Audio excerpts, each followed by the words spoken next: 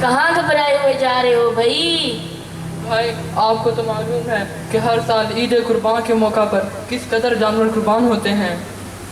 ہاں ہاں مجھے بھی پتا ہے کہ ہر سال لاکھوں کی تعداد میں مسلمان تمام دنیا میں سنت ابراہیمی پر عمل کرتے ہوئے اپنی وسعت کے مطابق جانور خریدتے اور ذبح کرتے ہیں۔ تم میرے مالک نے بھی یہی ارادہ کیا ہے کہ مجھے وہ فروخت کر دے گا۔ اب دیکھو میرا نیا مالک کون بنتا ہے اور میری کیسی خدمت کرتا ہے۔ ہاں یہی سب کچھ میرے مالک نے بھی ارادہ کیا ہے۔ تو اچھا ہے نا، ہم اللہ تعالیٰ کی رضا کی خاطر قربان ہو رہے ہیں، تو اس سے بڑھ کر اور ہماری کیا اہمیت ہو سکتی ہے۔ ہاں بھائی ویسے بھی عام دنوں میں بھی تو جانور ذبح ہوتے ہیں اور انسان کی خدمت بھی ہم ہی کرتے ہیں، لیکن یہ ہماری خوش قسمتی ہے کہ ہم بقرہ عید پر ذبح ہو رہے ہیں۔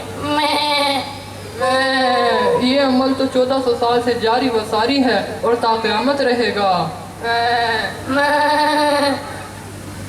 بھائی اس طرح کی قربانی تو آج سے 72 سال پہلے برِ صغیر کے مسلمانوں نے اپنی جانوں کی صورت میں پیش کی تھی، وہ بھی آپ کو یاد ہی ہوگا ہے نا؟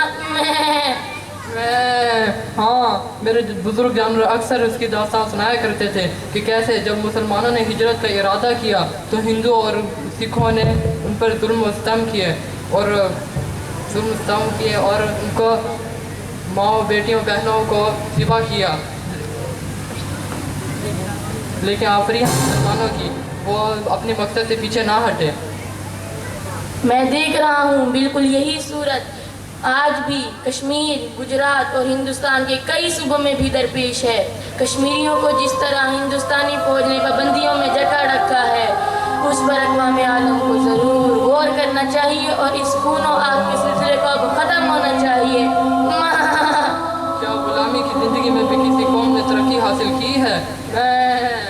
نہیں ایسا نہیں ہے، جب بھی کسی طاقتور قوم نے چھوٹی قوموں کو دبانا چاہا تو ہمیشہ منہ کی کھانی پڑی ہے، اور وہ دن دور نہیں ہے جب کشمیریوں کو بھی پاکستان کی طرح مکمل آزادی ملے گی۔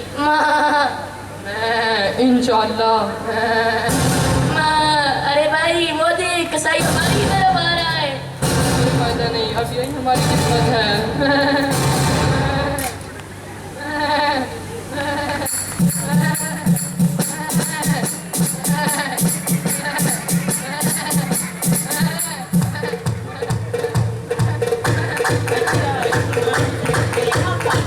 اب تو میں مجھ سے کوئی نہیں بچا سکتا۔